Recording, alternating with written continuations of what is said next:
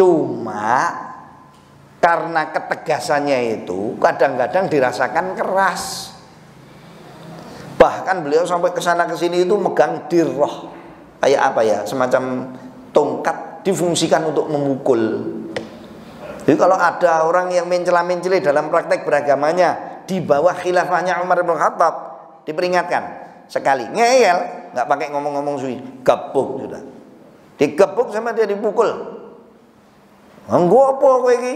Urip kok kemudian nggak mau untuk menjalankan aturan yang semestinya ditetapkan oleh Allah dan Rasulnya. Buat apa kamu hidup? Buat apa kamu berislam dengan cara yang salah? Pakpok, dipukuli. Sehingga ketika masyhur dari Umar perbuatan yang seperti ini, orang pikir-pikir mau maksiat di depannya dia.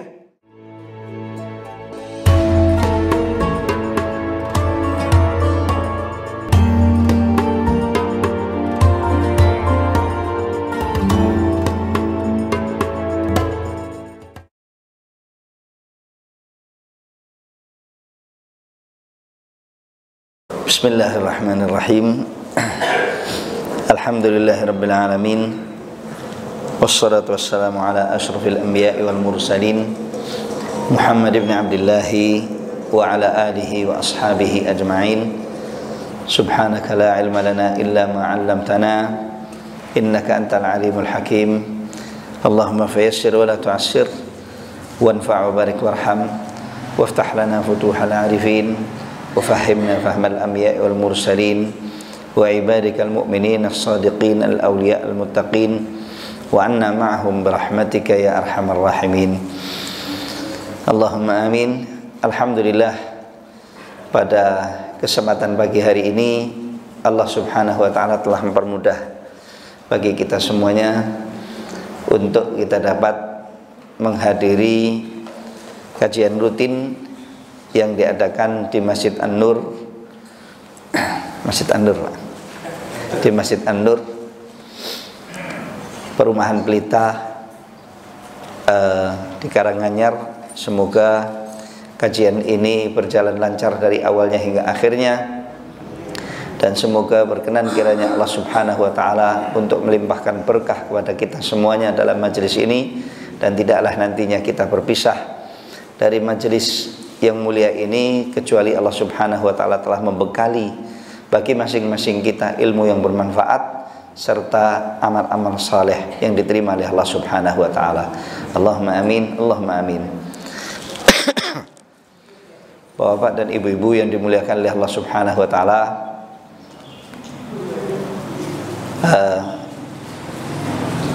dalam pertemuan kita di kajian-kajian yang ada di Perumahan Pelita ini, sebetulnya sedikit banyak saya berusaha untuk ngatur tema-tema pembicaraan. Kalau bapak-bapak dan ibu-ibu masih ingat, kalau nggak salah ini sudah berjalan 1 tahun, mungkin lebih dikit gitu ya. Tanggal 5 Desember pertama. 5 Desember ya. Pertama. Yang jadwal saya 5 Desember dulu. Enggak ya? Akad terakhir. Oke. Nah, ya mungkin sekarang pas. Ini hari Ahad tanggal 25 Desember. Oh, bakdo lah. Bakdonya orang tertentu. Baik. Pas sekarang ini 1 tahun. Di pertemuan perdana saya berbicara tentang hakikat kita dan tujuan utama kejadian kita, ciptaan kita di muka bumi Allah subhanahu wa ta'ala. Karena pentingnya, dan saya nggak akan bosan untuk mengulang-ulang itu meskipun orang bosan, nggak masalah. Orang kalau sudah tahu tujuan hidupnya dan orientasi hidup, insya Allah dia genah. Kenapa sebagian orang itu jadi ngelantur dan ngawur bahkan dalam hidup ini, nggak karu-karuan arahnya, karena memang nggak tahu arah, nggak tahu kemana hidup ini dia harus mengarah. Ya wajar kalau orangnya nggak tahu arah, memaksakan terus berjalan, akan ngelantur. Dan kalau kemudian dia tetap berbuat perbuatan yang tidak benar, jatuhnya bahasa Jermannya ngawur. Ya, namanya orang ngawur kemungkinan besar salah. Maka agar tidak agar supaya kita terjaga dan tidak ngelantur Allah kita dalam hidup, kita harus tahu buat apa kita ini hidup, kita ini siapa, dan kita ini milik siapa, dan kita akan kemana dihidupkan. Itu sudah saya terangkan dan sudah saya jelaskan bahwasanya kita milik Allah dan kita bakal kembali kepada Allah. Inna lillah wa inna ilaihi raji'un. Dan kalau sudah kembali kepada Allah, bukan kemudian terjadi pertemuan seperti pertemuannya seorang hamba dengan hamba lain. Tidak duduk ngerumpi ngopi dan enggak. Ada perhitungan tentang segalanya.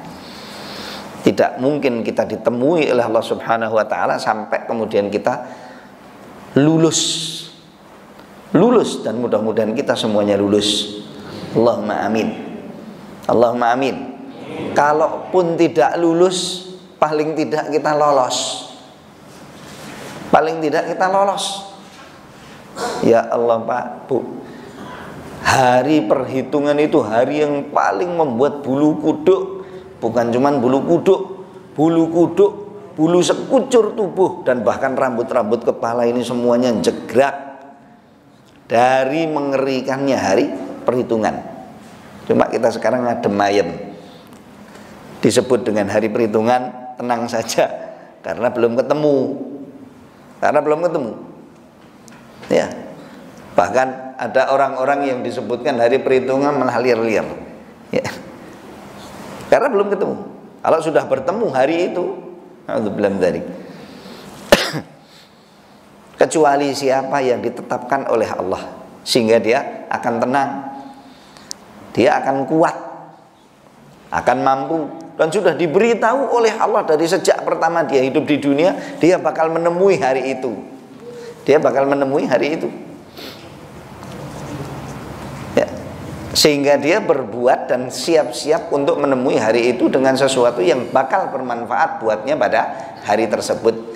Masalah Allah Subhanahu wa taala menghargainya dengan harga tinggi atau menghargai pendekatan diri kita, ibadah kita, persembahan amal soleh kita kepada Allah, nah itu kembali kepada Allah. Kembali kepada Allah.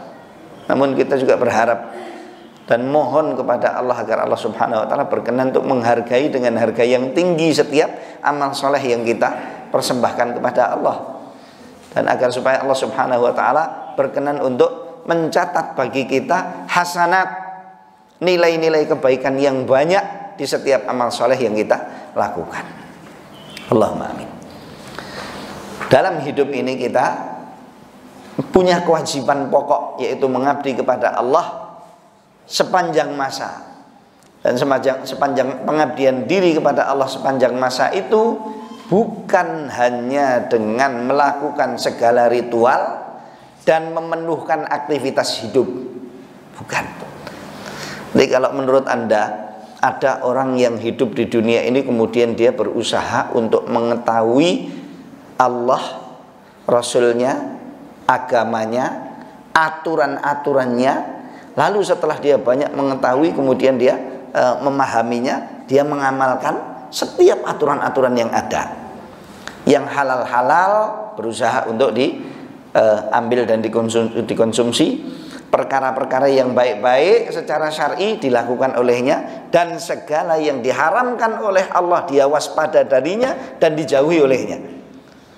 Dalam praktek hidup, umurnya 60 tahun, umurnya 70 tahun, selama hidupnya itu dia melakukan hal tersebut. Menurut Anda, orang ini sukses atau tidak? Nggak pernah melakukan, nggak pernah nabrak aturan-aturan syariat. Ya kalau nabrak sidik-sidik lah. Itu jenenge uang Pak, Adam alaihissalam aja salah kok. Saya sama Anda apalagi gitu. Tetapi secara umum dia tahu aturannya Allah, tahu aturannya Rasulnya, tahu aturan syariat din. Lalu dia membentengi diri dengan syariat. Disuruh yang haram-haram emoh rasuti. apalagi disuruh murtad, nggak mau, nggak mau. Sedangkan amal-amal saleh dia selalu semangat untuknya, dia selalu berusaha untuk memenuhkan aktivitas hidupnya itu dengan yang saleh-saleh. Menurut Anda sukses? Sukses? Turun, masih kurang. Qul inna salati wa nusuki wa mahyaya. Udah, ayatnya cuma sampai situ toh. Masih kurang. Wa mamati lillahi rabbil alamin. Ini yang sukses. Ini yang sukses. Salatnya yaitu ibadah badan, nusuk dan kurbannya yaitu ibadah harta. Isyarat seluruh ibadah-ibadah, ritual-ritual yang dilakukan dengan sekucur tubuhnya dan badannya dilakukan sesuai dengan aturan. Seluruh ibadah-ibadah yang harus dilakukan oleh dia dengan modal pembayaran harta dilakukan juga sesuai dengan tuntunan. Dilakukan sesuai dengan tuntunan agar supaya dia itu bisa melakukan perintah-perintah syar'i sesuai dengan tuntunan, maka kewajiban atas dirinya adalah mempelajari tuntunan itu sendiri. Lah tuntunannya pripun agar supaya saya tahu tuntunannya. Oh, tuntunannya harus begini, harus begini, harus begini, harus begini. Dari mana coba kita bisa tahu harus gini dan harus gini, harus gini kalau tanpa belajar? Ya memang ada orang tidur klesar terus dapat ilmu-ilmu itu ada. Dan saya sudah nyebutnya dulu itu di sini majelis ini. Saya punya teman dari Mauritania, umurnya 4 tahun, tidur bersama bapaknya, melek-melek hafal 30 juz. Kados air seperti air yang dituang dari apa namanya itu? Ceret itu loh, Pak. Air putih. Seperti air putih kalau dituang dari ceret. Enggak ada macet-macetnya yang mancur 30 juz. Enggak pakai berhenti-berhenti mandek-mandek atau sekolah nek maca salah sana, salah sini kadang. Enggak. Bangun tidur 30 juz. Nah, kepengin betul Pak? Pengen, monggo silakan kalau kepengin enggak salah. Berdoa memohon bagus. Tapi kalau cari-cari begitu itu ngawur namanya. Pun kalau tak tilem mawon. Kenapa? Nanti siapa tahu seperti temannya Ustaz Rasid. Enak men, Pak. Nah kalau gitu sudah, ingin saja kaya, ingin saja mujur sama makmur dunianya, gak usah kerja. Kenapa? Rezeki tanggungan Allah Ta'ala toh. Wis turu mawon, tilem mawon. Nah ya, untuk urusan din kenapa kok kita gampang-gampangan, sedangkan urusan akhirat kita juga menggunakan akal kita maksimal. Gunakan akal kita maksimal untuk kejayaan, kemakmuran, kesuksesan akhirat kita. Jangan kemudian kita menggunakan akal kita hanya untuk urusan dunia, sedangkan urusan agama pun anu mawon mboten sah. Enggak usah belajar, enggak apa-apa.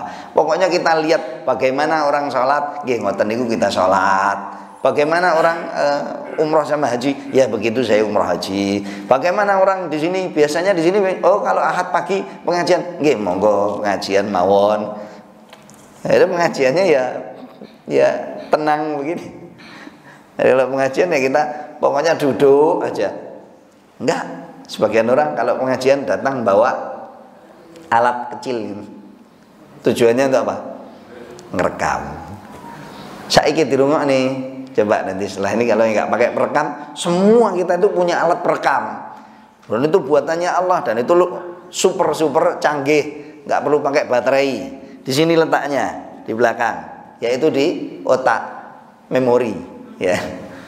Cuma pengajian sekarang 1 jam, mari mulai tekok gini. Ya, setelah kita pulang dari sini, dari tempat pengajian ini. Tak tekoi. Atau silahkan nanti ketemu sama suami, ketemu sama istrinya, istri ketemu sama suaminya. Alhamdulillah tadi saya dengar pengajian Ustaz Fulan. Oh, sopo ya Ustaz? Aduh, Ustaz TV lali. Ya wis gak apa-apa. Anu ngomong apa? Bicaranya apa? Oh, ketok mau tuh bicaranya tuh masalah ini. Jadi bicaranya 1 jam, konklusinya cuman yang bisa disebutkan, ya Allah, suruh nyebut apa yang dibicarakan. Banyak. Lah ya apa? Banyak banget. Lah ya apa? Banyak itu. Ya ini dan ini dan ini sudah. Lah masalahnya 1 nggak direkam, 2 juga nggak dicatat. Malah yang dicatat adalah amal-amalnya dia oleh malaikat raqib dan atid. Baik. Jadi ilmu perlu untuk dicari, karena tujuan hidup kita ini bukan sia-sia. Kita punya kewajiban untuk mengabdi kepada Allah, sedangkan mengabdi kepada Allah itu harus sesuai tuntunan dan ajaran. Dan tuntunan dan ajaran itu ada ilmu-ilmunya, perlu untuk digali, perlu untuk dicari. Gunakan akal kita, gunakan segalanya yang ada pada diri kita untuk ini. Sebagaimana kita juga mengerahkan segalanya untuk kita memakmurkan dunia kita, dan bahkan harus lebih dari itu. Kenapa? Karena kemakmuran dan kejayaan dan kesuksesan akhirat kita jauh lebih penting daripada kesuksesan dan kemakmuran dunia kita, dan tidak bisa dikiaskan antara keduanya. Sukses dunia kita gak bisa mendekati sedikit pun dengan sukses akhirat kita, sama sekali tidak bisa. Nasallallahu alaihi wasallam, kalau sampai kemudian ada yang mengkiaskan antara keduanya. Baik. Jadi hidup ini bukan sia-sia. Jazakumullahu khairan, Bapak. Hidup ini bukan sia-sia, abdi kepada Allah, dan dalam mengabdi harus sesuai tuntunan. Kalau sampai kita mengabdi tidak sesuai dengan tuntunan, jangan harap diterima oleh Allah. 1. Dan yang kedua, kalau ngeyel kita mengabdi kepada Allah tanpa sesuai dengan tuntunan, justru semakin banyak melakukan pengabdian kepada Allah, justru malah semakin banyak beban di hadapan Allah. Karena Allah gak ridho untuk diibadahi oleh seorang hamba tanpa tuntunan yang diajari oleh Allah maupun oleh Rasulnya. Nah, itu ngawur, lebih dari sekedar ngelantur. Beribadah kepada Allah kan sakarepe dewe, Pak. Ya Allah. Kita bernegara di Indonesia ini, ada aturan di Indonesia. Kita harus berbuat begini dan begini dan begini. Yang buat aturan ya siapa sajalah yang buat aturan. Yang buat aturan itu nggak seneng kalau aturannya ditabrak, aturannya ditinggal aja nggak seneng kok. Apalagi kemudian dia membuat aturan A, kita malah berbuat perbuatan Z, jelas-jelas bertentangan dengan aturan A. Kenapa? Alasannya kami menganggap Z itu lebih baik daripada A. Itu manusia loh. Apalagi Tuhan Sang Pencipta manusia. Allah menetapkan cara beribadah kepadaku adalah begini dan begini dan begini. Tiba-tiba hamba manusia, yang namanya manusia itu kurang dari segalanya. Dari awalnya kurang sampai Z terakhirnya juga tetap kurang. Ya, dari awalnya lemah sampai terakhirnya juga lemah tuh manusia. Jin dan manusia juga tetap sama. Maksudnya dalam hal ini sama. Allah menetapkan harus begini, kok malah dia menganggap apa yang ditetapkan oleh Allah itu gak sesuai, gak baik. Saya tak tetap mengabdi kepada Allah, tapi dengan cara semau saya. Ya nggak akan diterima oleh Allah selama-lamanya, justru malah berdosa. Kalau bahasa syar'inya perbuatan yang seperti ini namanya bid'atun dhalalah, merupakan suatu bid'ah, praktek perbuatan ibadah yang tidak ada tuntunannya, dipaksakan dilakukan untuk cari ridho Allah. Ya Allah rasudi loh. Namanya tambahan dalam praktek beragama yang tidak ada tuntunan dari Allah Ta'ala. Tidak ada dosa yang lebih besar dari ini. Ini kesalahan fatal ini. Kesalahan fatal. Pertama, saya dalam pertemuan dulu itu menerangkan tentang ini. Dan Alhamdulillah insya Allah bapak-bapak dan ibu-ibu sudah tahu. Perlu untuk saya review dan saya ulangi. Kemudian setelah itu kita berbicara tentang kok ada ya sebagian kita itu yang nggak semangat untuk beribadah.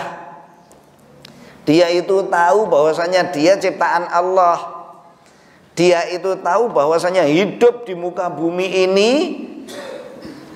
ibadah harus beribadah untuk Allah, harus memenuhkan aktivitas hidup dengan menjalankan aturan Allah.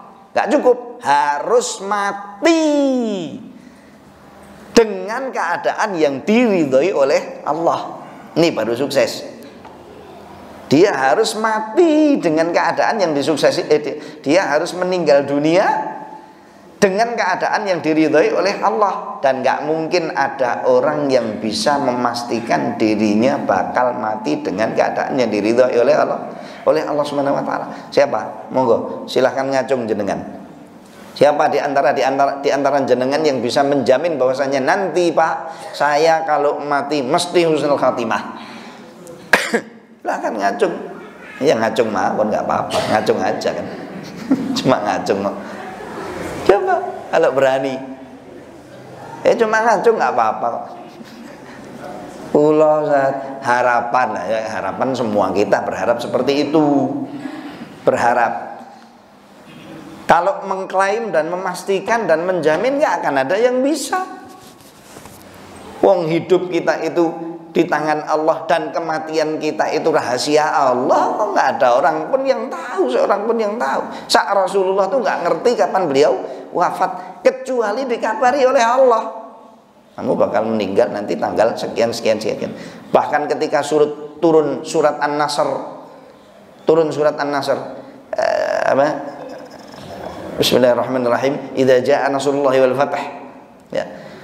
Rasulullah SAW itu saya merasa bahwasannya ajal saya sudah mendekat. Bahkan dalam sementara riwayat, Jibril alaihissalam ketika menurunkan surat An-Nasr, Rasulullah bertanya, wahai Jibril, ini kabar gembira atau lelayu? Katanya. Lelayu itu kan kabar berita kematian ya.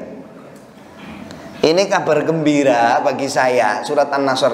Idza jaa nasrullahi wal fath. Apabila telah datang pertolongan dari Allah dan pembukaan kota Mekah.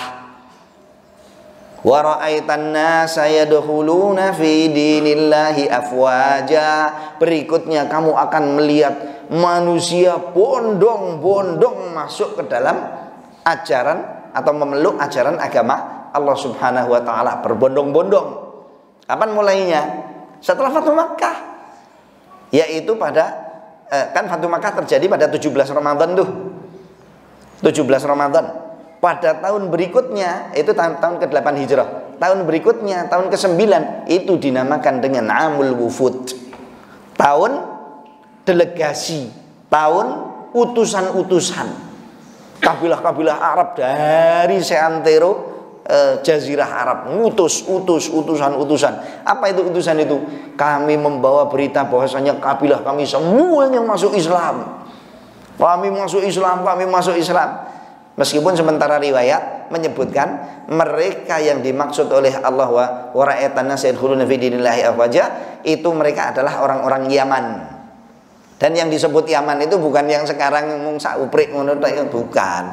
Yaman itu dulu selatannya Mekah, perbatasan Mekah sampai batasan pegunungan Tihamah namanya, pegunungan Tihamah. Kalau nggak salah setelahnya Taif atau dari mana Jizan atau mana itu. Lah daerah-daerah sana itu ada pegunungan. Kalau di sini Gunung Barisan, kalau di sana namanya Gunung ada pegunungan dari arah sebelah selatannya kota Mekah, ya mungkin jarak 100-an kilo atau berapa itu. Lalu dari arah gunung namanya pegunungan Tihamah, ke belakang sana sampai kalau sekarang Oman, Yaman, ya, dan yang ada di persekitarannya itulah yang dimaksud dengan negeri Yaman. Kamu akan melihat orang-orang daerah situ datang menyatakan keislaman mereka. Betul. Pada tahun ke-9 jadi delegasi-delegasi pada datang semuanya menyatakan keislaman mereka. Padahal di awal Islam, ya Allah, 8 tahun sebelum itu Rasulullah diusir dari Mekah, gak punya apa-apa. Wa ra'aitan nasa yadkhuluna fi dinillahi afwaja. Kemudian ada syariat dan perintah dari Allah kepada Rasulnya setelah kemenangan yang nyata itu. Apa? Fasabbih bihamdi rabbika wastaghfirhu. Maka hendaknya kamu mensucikan nama Tuhanmu dan mohon ampunan kepada Tuhanmu terhadap kesalahan dan kekurangan dan dosa-dosamu. Terhadap kesalahan, kekurangan dan dosa-dosamu, mohonlah ampun kepada Tuhanmu Allah Subhanahu wa taala. Kenapa? Innahu kana tawwaba. Sesungguhnya Allah Subhanahu wa taala Sang Maha pemberi taubat. Sang Maha pemberi taubat. Ini keterangannya juga agak panjang, ya. Lah, ketika turun ayat ini, surat ini, zahirnya adalah surat yang membawa kabar gembira kepada Rasulullah. Tapi rupanya informasi ini terselip di dalamnya lelayu. Apa itu? Kabar wafatnya Nabi Sallallahu Alaihi Wasallam. Dan Rasulullah saat itu belum tahu wafatnya tanggal berapa, hari apa, tanggal berapa, bulan berapa. Zahirnya begitu. Bahkan sampai 81 hari sebelum wafatnya Nabi Sallallahu Alaihi Wasallam turun ayat yang lebih memberikan informasi detail tentang wafatnya Nabi, yaitu apa? Al-yawma akmaltu lakum dinakum wa atmamtu alaikum ni'mati wa raditu lakumul islama dina. Hari ini telah kusempurnakan bagi kalian din kalian, dan aku cukupkan bagi kalian nikmatku. Nikmat apa itu? Kenabian.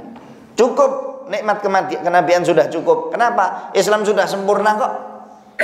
Islam sudah sempurna, maka wahyu sudah nggak perlu untuk turun lagi banyak seperti dulu. Meskipun setelah ayat ini masih ada 1 dan 2 ayat yang turun, tetapi dibanding dengan 30 juz yang sudah turun, lah ya nggak seberapa.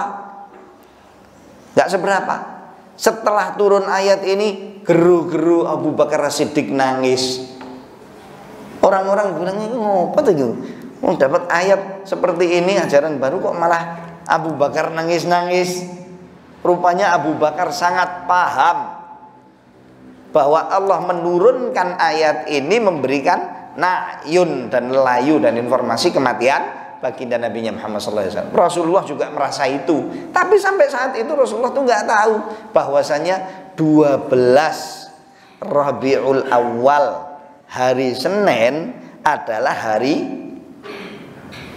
12 Rabiul Awal, hari Senin adalah hari 17 Agustus 45 adalah hari.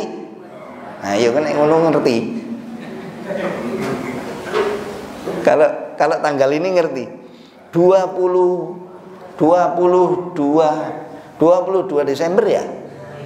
22 Desember hari apa, Bu? Apa? Kurang banter. Nek ngono kuwi apal hari ibu. Hari ibu saya itu setiap hari-hari saya. Orang ngenteni 22 Desember. Enggak. Hari ibu kita semuanya. Setiap hari-hari kita. Jangan mau dibodoh-bodohi oleh orang Yahudi maupun orang Nasrani. Udah, enggak perlu untuk kita perhatikan yang begitu-gituan. Tiap hari kita, untuk ibu kita, untuk bapak kita, untuk siapa yang berhak untuk kita hargai dan kita hormati. 12 Rabiul Awal, hari Senin, waktu duha, tahun 11 Hijrah, itu wafatnya baginda Rasulullah Sallallahu Alaihi Wasallam. Sebelum itu 63 tahun, wallahu a'lam. Sebelum itu 63 tahun mundur ke belakang adalah hari kelahirannya Rasulullah Sallallahu Alaihi Wasallam. Maka peringatan 12 Rabiul Awal, niatnya yang benar. Kalau mau memperingati, monggo silahkan, itu kepahaman sebagian kaum muslimin. Mau memperingati hari itu silahkan, tapi ingetin bahwasanya yang Anda peringati itu hari apa? Hari kelahiran, bukan Pak. Niatnya itu ngingetin hari kelahirannya ya. Soalnya hari wafatnya juga sama. Jangan sampai salah. Jangan sampai salah.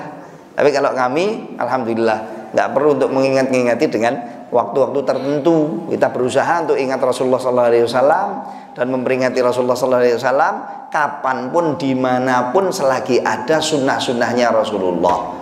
Dan Rasulullah wallahu a'lam lebih senang untuk selalu diperingati dengan cara menghidupkan sunnahnya dan ajarannya. Wallahu a'lam, bukan dengan acara-acara dan perayaan-perayaan tertentu. Karena Rasulullah sendiri nggak berbuat itu, dan para sahabat, istri-istrinya dan keluarganya juga kelihatannya juga nggak pernah mengadakan perayaan-perayaan tertentu.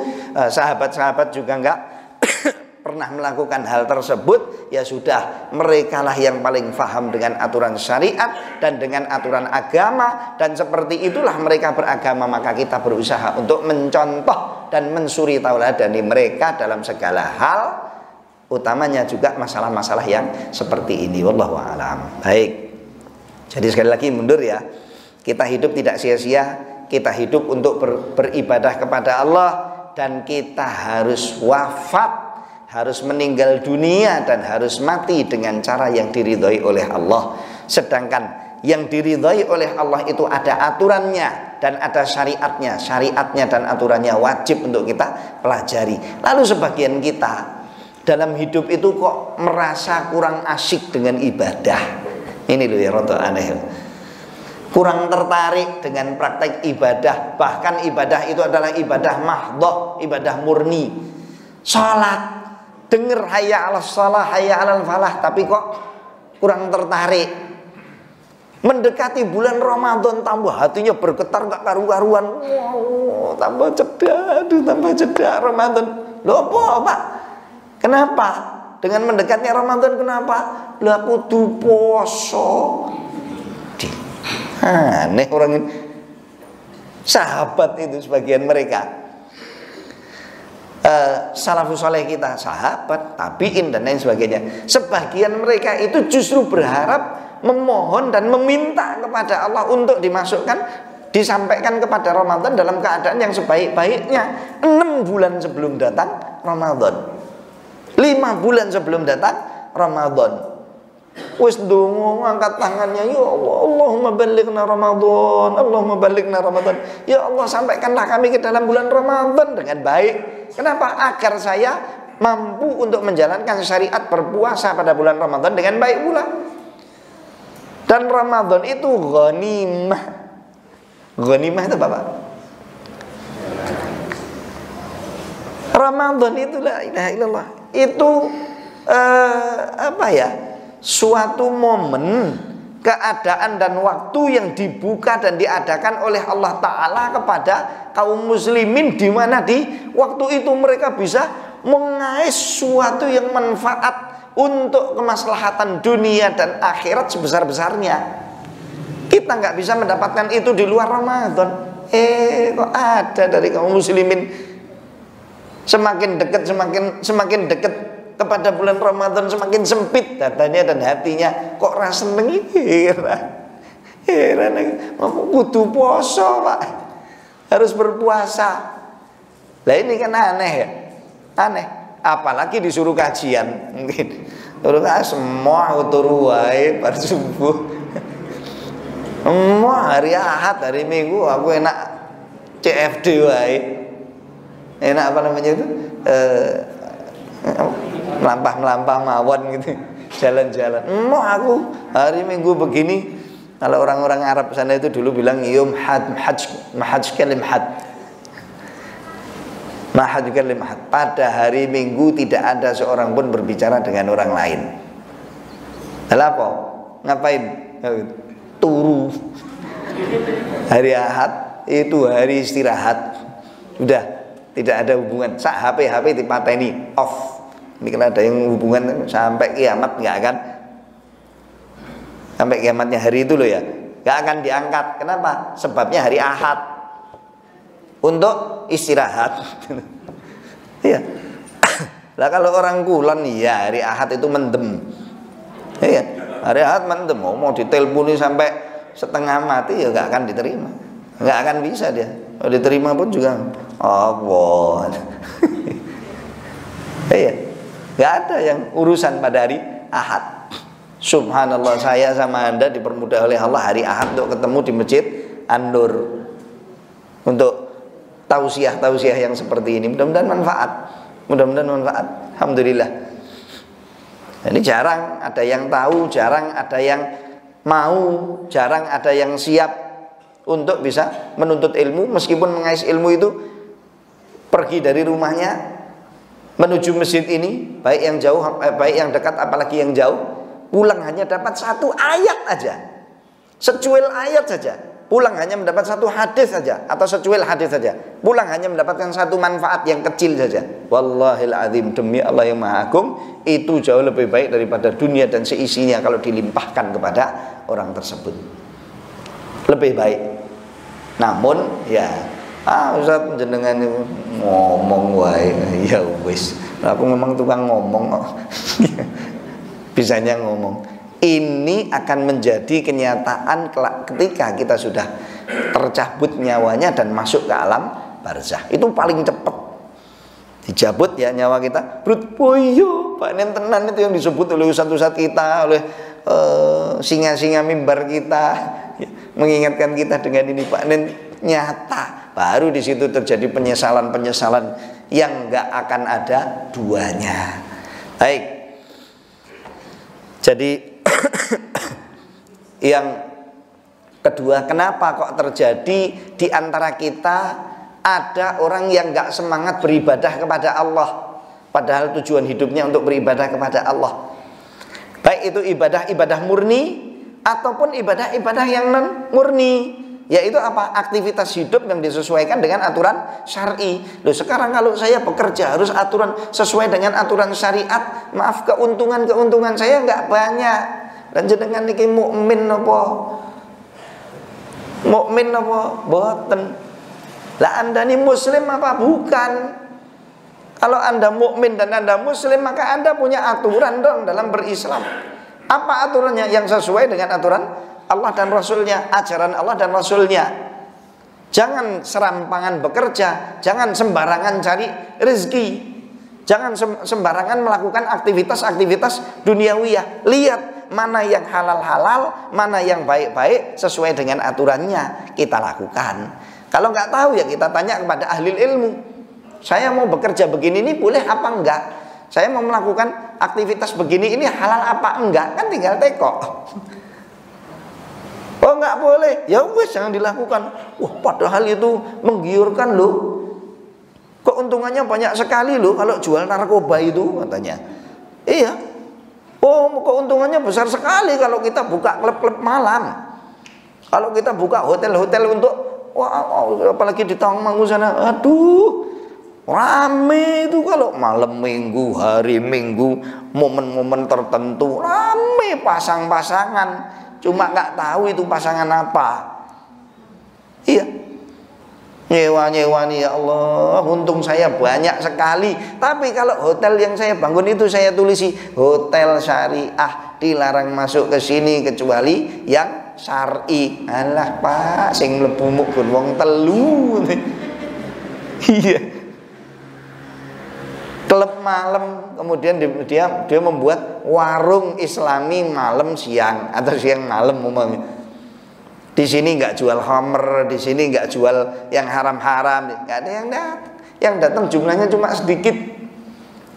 Giuran. Saya mau mengerjakan apa saja, saya mau melakukan apa saja. Tetapi kalau kemudian apa yang saya lakukan itu harus berembel-embel sesuai dengan aturan syariat, biasanya jadi cobaan di sini. Ya memang kita hidup itu dicoba dan diuji oleh Allah. Dialah yang menciptakan kehidupan, kematian dan kehidupan. Tujuannya adalah untuk menguji kalian. Alladzi khalaqal mauta wal hayata liyabluwakum. Tujuannya apa? Untuk mengetahui ayyukum ahsanu amala. Siapa di antara kalian yang dalam praktek hidupnya paling baik amalannya. Baik. Jadi ada orang-orang yang enggak mengenyam rasa manisnya praktek beriman kepada Allah, ibadah, gak tertarik, melakukan hal-hal yang syar'i, nggak tertarik, tetapi tergiur dengan urusan-urusan yang tidak syar'i. Dulu sudah saya sampaikan bagaimana caranya kita mengenyam rasa manisnya iman. 1. Cinta Allah dan Rasulnya. 2. Cintalah kepada dasari kecintaan kita kepada orang yang lain dengan dasar keimanan. Saya cinta kepada Anda karena Anda mukmin. Saya suka kepada Anda karena Anda muslim.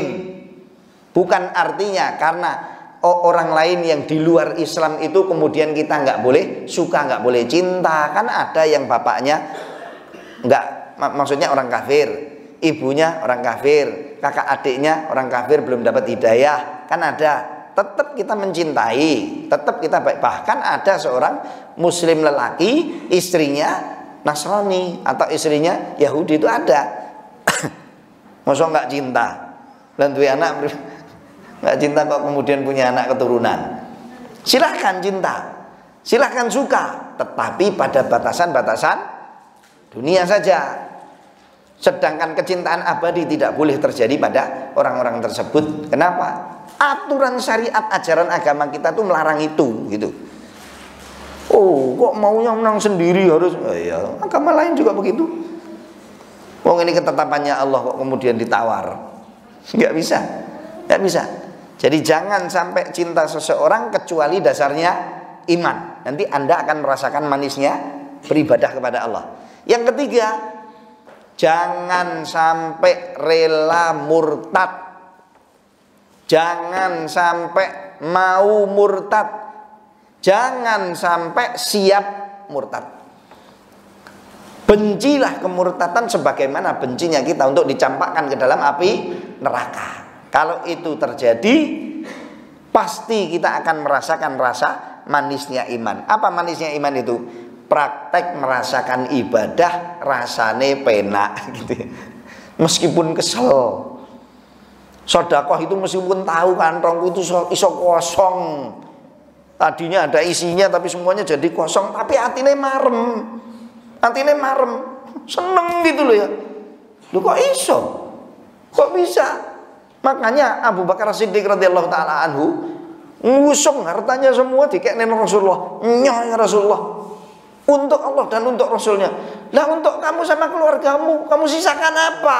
Saya sisakan Allah dan Rasulnya. La ilaha illallah. Niki piye? Tentunya itu saldonya loh ya Pak ya.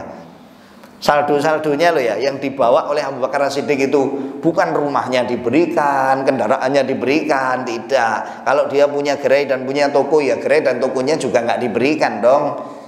Enggak. Tetapi yang ada bisa untuk diberikan, maka itu semuanya diberikan oleh Abu Bakar Siddiq. Datang Umar bin Al-Khattab membawa setengah dan separuh hartanya. Utsman bin Affan radhiyallahu taala anhu ardahu pada peperangan Tabuk sedekah dengan 1000 unta dengan seluruh bawaannya komplit. Nek saiki iki kaya truk oleng sama enggak oleng ya. Atau truk kontainer 1000 jadi 100 ping 10 1000 dan itu disedekahkan, bukan dipinjamkan. Nanti kalau sudah balik berperang, kalau sudah balik selesai perang, kembali lagi buat saya lagi ya. Bukan. Lillah wal rasul. Sudah, nggak ada kata kembali lagi. Duh kok iso Pak? Subhanallah. Subhanallah. Dia marem dengan itu dan mantep. Dan nggak ada itu rasa-rasa, waduh rugi saya, kenapa ya kok saya kemarin gitu-gitu. Kenapa? Karena memang betul-betul sudah merasakan rasa manisnya iman. Maka ringan bagi dia praktek ibadah. Terakhirnya sekarang Pak. Sekarang terakhir. Udah itu sudah saya terangkan kemarin semuanya. Lalu terakhir sekarang, kita hidup di zaman fitnah. Ustadz saya sudah tahu buat apa saya hidup. Ustadz saya tahu kalau saya di dalam hidup ini dituntut untuk beribadah kepada Allah. Ustadz saya tahu dalam beribadah saya nggak boleh ngawur.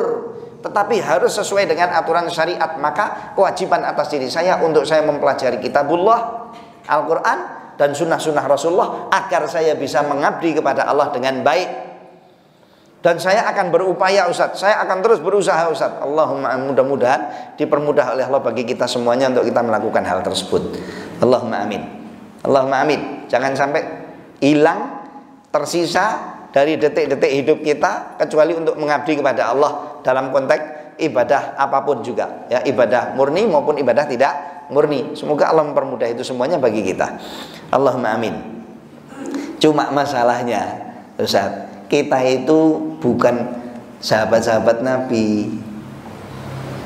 Kita itu nggak melihat Rasulullah sekarang di depan mata kita. Kita itu nggak hidup dengan beliau. Kalau kita salah langsung diperingatkan oleh Rasulullah, dikasih tahu, bukan begitu, harus begini. Jangan begitu, harus begini. Jangan ke sana, harus ke sini. Itu kalau Rasulullah hidup bersama kita. Enak, ada yang nuntun. Kita juga bukan hidup bersama dengan para sahabat Nabi. Kita juga bukan. Tahu nih Umar bin Khattab nih ya, Umar bin Khattab yang kata Rasulullah SAW, beliau itu merupakan pintu gerbang yang menutup umat dari fitnah. Selagi Umar bin Khattab berdiri hidup, tidak mungkin ada fitnah-fitnah yang membahayakan umat akan lolos masuk kepada umat. Ya adalah kecil-kecil itu tetap masuk ke sana ke sini ya. Tetapi fitnah yang membahayakan umat, kata Rasulullah SAW, tidak akan mungkin bisa masuk kepada umat selagi Umar bin Khattab berdiri tegak begini. Ayo piye? Wong setan aja takut sama Umar loh, Pak. Rasulullah itu sampai bersabda, "Lau salaka Umaru fajjan." Apa? Andai kata Umar bin Khattab radhiyallahu taala anhu itu melewati suatu jalan, maka setan itu tidak akan mungkin melewati jalur dan jalan di mana Umar bin Khattab radhiyallahu taala anhu melewati jalur itu. Asalaka syaitanu fajjan ghaira fajj Umar. Setan tidak akan mungkin berada pada posisi di mana Umar di posisi itu. Itu kira-kira gitu. Piye coba? Mungkin setan akan ganggu dia tapi pakai remote. Pakai apa namanya itu? Bluetooth atau pakai jarak jauh, udah nggak berani dekat kepada Umar bin Khattab radhiyallahu anhu. Nggak berani. Iki setan anu ini, setan jin loh.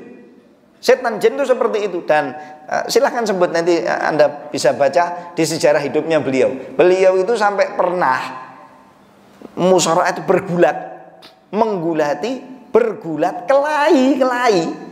kelahi betul-betul, dan mengalahkan setan dalam bentuk jelmaan tentunya ya. Mengalahkan setan dalam bentuk jelmaannya. Wah, ini kayak opo wonge wallah. Cuma karena ketegasannya itu kadang-kadang dirasakan keras.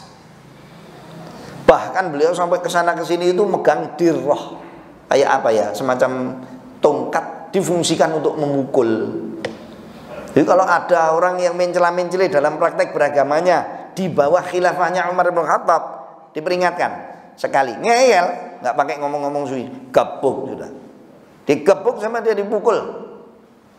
Nggo apa kowe iki? Urip kok kemudian nggak mau untuk menjalankan aturan yang semestinya ditetapkan oleh Allah dan Rasulnya. Buat apa kamu hidup? Buat apa kamu berislam dengan cara yang salah? Pakpok, dipukuli.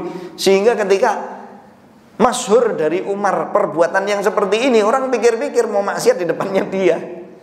Atau orang berpikir-pikir mau berbuat maksiat dan berlaku maksiat kalau selagi Umar bin Khattab hidup. Kenapa? Takut kalau informasinya sampai ke kupingnya Umar, nanti akan dicari oleh dia, akan diusut oleh dia. Siapapun yang berusaha memasukkan fitnah-fitnah dan cobaan-cobaan atas umat Muhammad, baik dalam hal keyakinan maupun pemikiran ataupun muamalah, apalagi ibadah, wah itu berarti nantang Umar bin Khattab. Hidupnya dibaktikan dan hidupnya dibaktikan dan disumbangkan oleh Umar kepada Allah hanya untuk bentengi umat dalam hal ini. Subhanallah. Makanya dia sampai tersebut dalam riwayat sejarah hidupnya beliau di biografinya. Itu bajunya Umar itu ada lencana-lencana anunya apa? Pangkat-pangkat itu loh Pak, Bu. Ya kan? Bintang-bintang itu Pak. Kan kalau sudah jenderal-jenderal ngono kuwi lah bintangnya lah akeh to. Umar bin Khattab punya 9. Nah, siapa coba yang punya lencana sampai 9? Iku padha guyu ngopo? Mana ada Ustaz, zaman dulu ada. Apa itu? Jahitan baju. Bukan jahitan baju yang bagus-bagus itu. Bajunya itu satu-satunya cuma itu. Dipakai suwi ora ganti-ganti. Akhirnya suwek kono, suwek gini. Kalau sobek mau ganti, pikir-pikir ya, apa enggak bisa ganti? Apa enggak punya duit? Punya. Ya, saya katakan jangan, wah dia fakir miskin ini. Enggak, dia berkecukupan. Tetapi enggak ada kata takdir bagi beliau. Bajunya yang suwek dikasihkan sama istrinya, jahit noh. Kayak jahitnya itu bukan jahit obras yang sekarang yang apik-apik pakai komputer, pakai enggak. Jane dondom jebret yang penting nutup ngono ae. 1, 2, 3, 4 sampai 9 itu yang dikenakan oleh Umar bin Khattab radhiyallahu taala. Makanya enggak banyak pikiran. Masuk ke sana ke sini pura nganggo ngoco ora nganggo. Wis pokoke kaya opo ya begitu aja sudah. Enggak banyak repot. Akhirnya bisa mengabdi untuk menjamin agama Allah ini sempurna di zaman khilafahnya beliau. Dan dalam praktek menghukum beliau sangat adil dari adilnya. Akhirnya terjadi ketentraman, keamanan di bawah khilafahnya Umar bin Khattab, merajalela ke sana ke sini. Merajalela dari mulai Madinah sampai ke negeri Syam, sampai ke negeri Yaman. Gak ada yang berani macam-macam. Berani macam-macam informasinya sampai kepada Umar, dipanggil hatta mau di pojoknya Yaman. Suruh ke sini. Loh ini perjalanannya 1 bulan. Pokoknya suruh ke sini. Berbuat zalim, berbuat tidak adil, membahayakan umat, panggil ke sini. Dihukumi sama dia. Dihukumi sama Umar bin Khattab. Makanya pikir-pikir akibatnya fitnah itu tiarap semua di zaman hidupnya Umar bin Khattab. Yang terjadi kemakmuran, keamanan, ketentraman, ya kekurangan sana sini itu mesti harus ada, ya. Biar enggak dikatakan kita itu berlebihan. Ketika sudah aman, suatu hari beliau itu biasa kalau bahasa sini orang politikus ngatakan belusuan. Dan itu menjadi aktivitas biasanya beliau. Belusuan. Nggak pakai anu loh ya, nggak bawa kameramen, nggak bawa tukang foto. Ayo saya sedang ke pasar, ayo foto ya. Pasar. Ayo saya sedang melihat orang bencana banjir. Saya sedang pergi ke daerah gempa. Enggak. Sebelum ada dia ke sana, saat ada dia ke sana, kemana saja, ada waktunya, ada kesempatannya bisa. Pasti dia blusuk sana, melihat keadaan rakyatnya, siapa di antara mereka yang kekurangan. Suatu hari pernah beliau mengatakan, andai kata ada seekor keledai yang kejeglong, kalau bahasa sini itu, bahasa Indonesianya kejeglong itu apa nih? Terperosok, berjalan. Kok kejeglong? Meskipun dia berada di ujungnya, di ujung negeri kekuasaannya dia di Syam, niscaya Umar akan diperhitungkan oleh Allah tentang itu. Allahu Akbar. Maksudnya apa? Semua infrastruktur, semua sarana-sarana umum, semua kebutuhan-kebutuhan rakyat merupakan tanggung jawabnya Umar, dan akan saya lakukan sebaik-baiknya. Semuanya kena. Semuanya kena. Alhamdulillah ketika semuanya kena itu nggak ada sepur banter mencolot dewe, itu nggak ada. Gue tekan orang.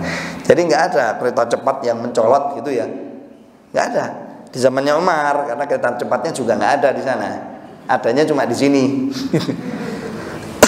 Semuanya ditertibkan oleh beliau, tertib, makmur, mujur semuanya, bagus, tertib, aman. Suatu hari ada orang Yahudi yang perlu untuk bertemu dengan Umar bin Khattab. Dia safar dari negerinya, ada suatu kebutuhan, pergi ke Madinah. Sampai ke Madinah dia bertanya, di mana istananya Umar? Apa kata orang Madinah? Istananya Umar. Itu loh, lingkungan loh. Yang mana? Itu loh sebelah sana. Rumah kayak gini. Rumah-rumah perumahan di sini semuanya dari lempung.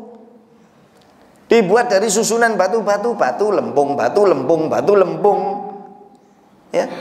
Terus dijadikan rumah. Alah-alah iki nek kekudanan mungkin bocor semua sama bisa rontok di rumah nih karena buatannya dari kurang baik. Di mana tempatnya? Situ. Akhirnya beliau sampai ke rumahnya. Ini istananya Umar, rumahnya Umar. Gubuk. Lah ya inilah khalifah kaum muslimin. Iya, yang memimpin sekian banyaknya negeri-negeri Islam. Iya. Ini rumahnya, iya. Tatoki. Kula nuwun. Umar wonten. Khalifah Umar ada. Ini khalifah itu jauh lebih tinggi dari presiden, dari raja. Khalifah Umar ada? Gak ada. Kemana? Gak tahu. Keluar pak. Dia ada keperluannya. Itu tadi belusuan sama ini sama itu. Coba dilihat di masjid. Masjidnya mana?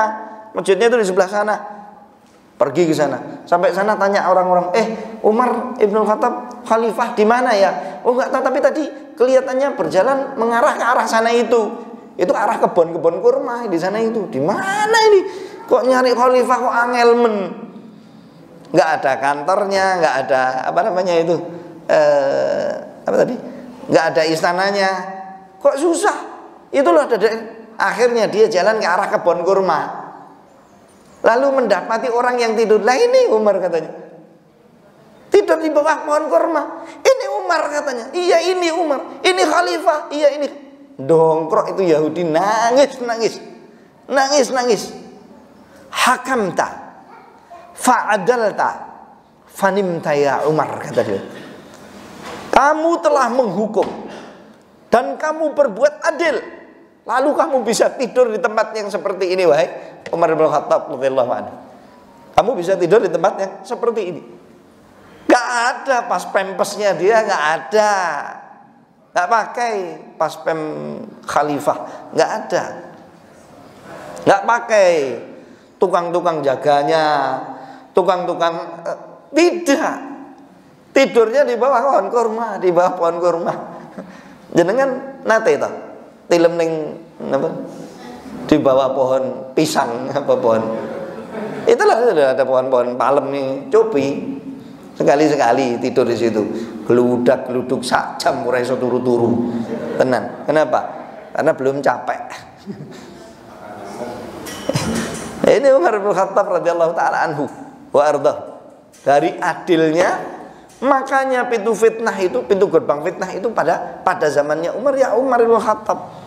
Tidak ada fitnah yang bisa masuk. Dalam hadis fitnah disebut pintu itu, katanya Rasulullah SAW, akan digempur. Pintu itu tidak bisa terbuka. Jadi kalau dibayari, itu nggak akan bisa terbuka.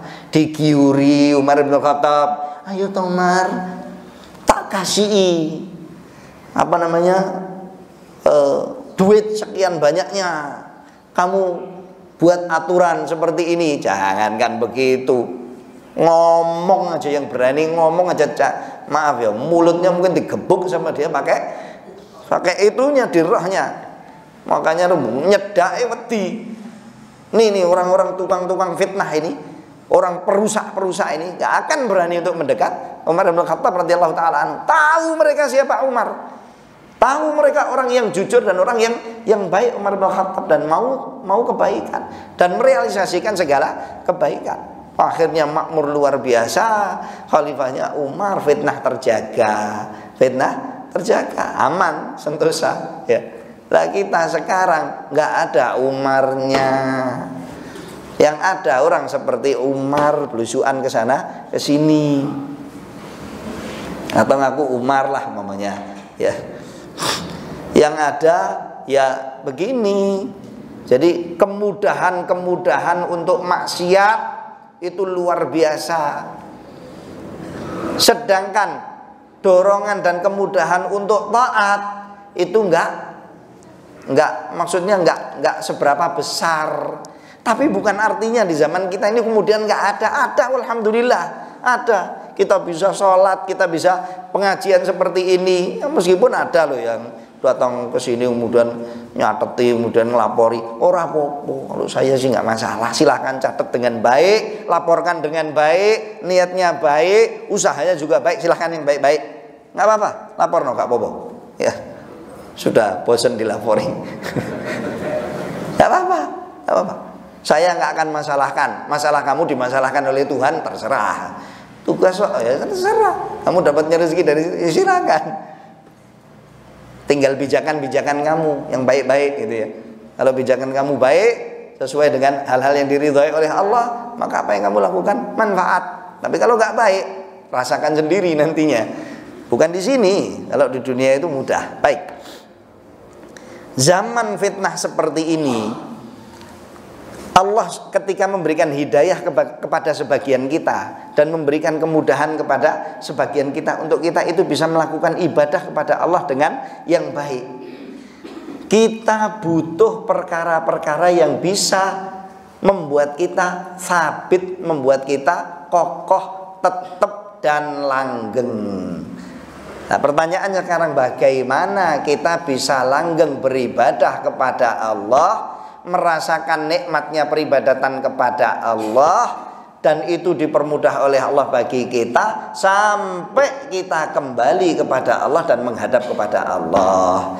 Jangan sekarang ini kita semangat beribadah, bulan depan nggak kelihatan lagi di pengajian,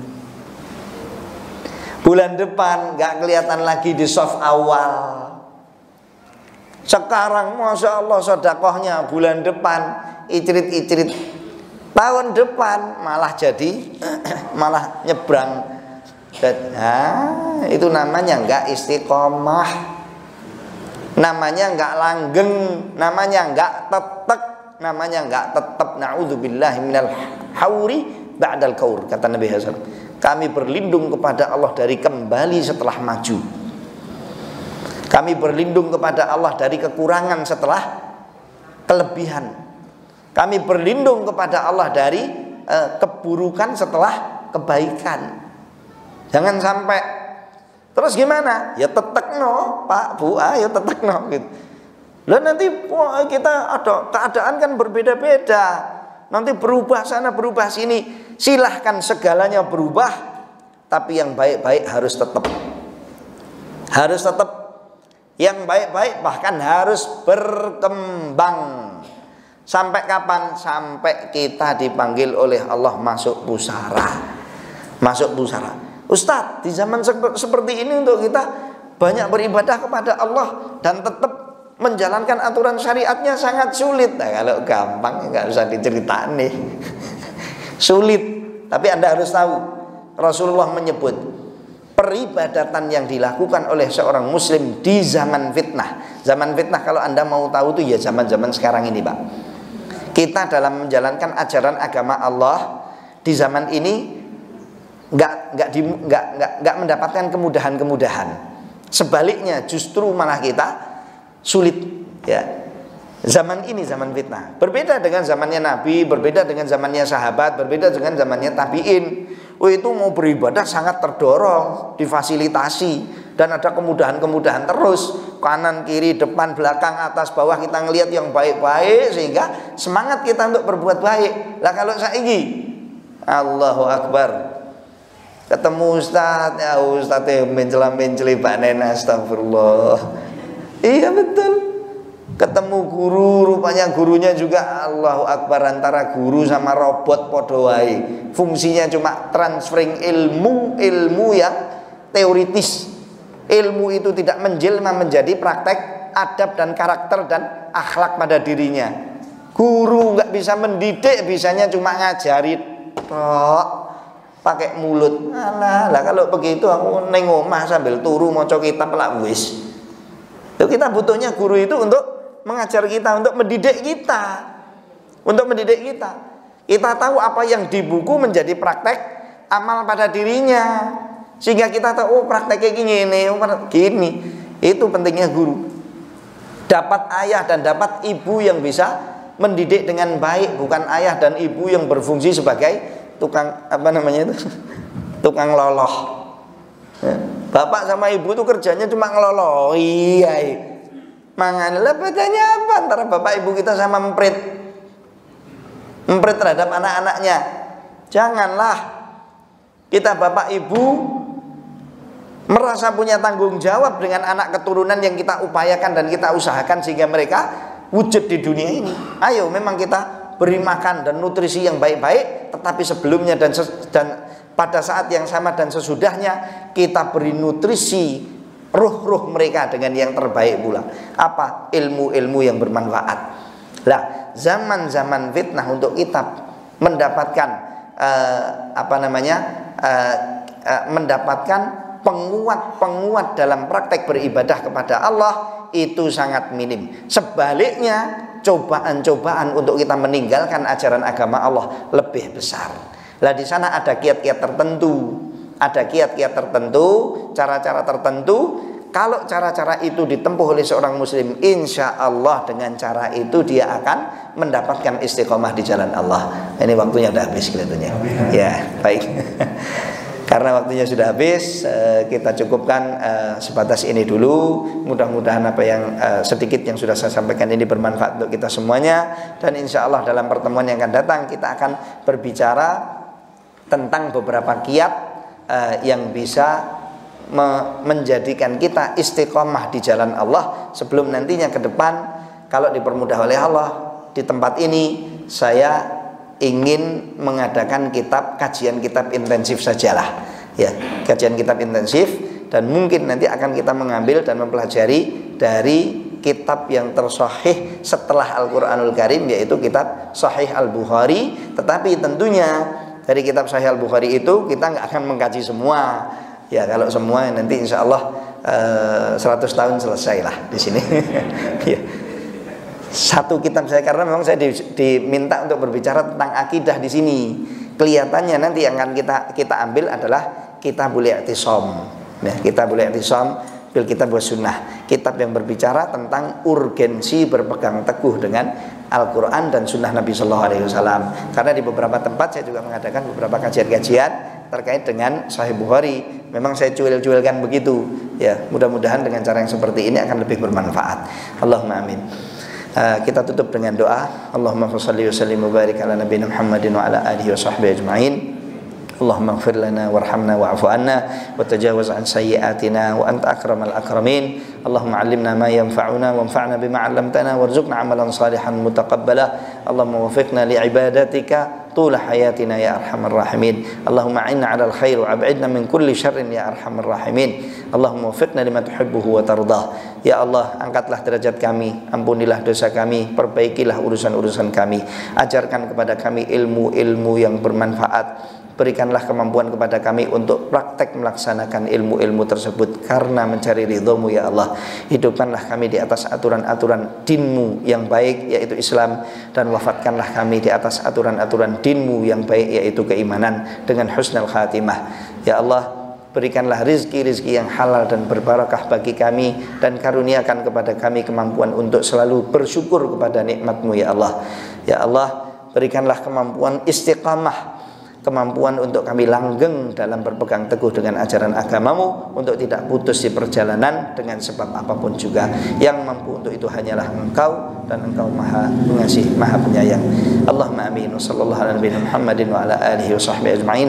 Wa akhiru da'wana alhamdulillahi rabbil alamin. Wassalamualaikum warahmatullahi wabarakatuh.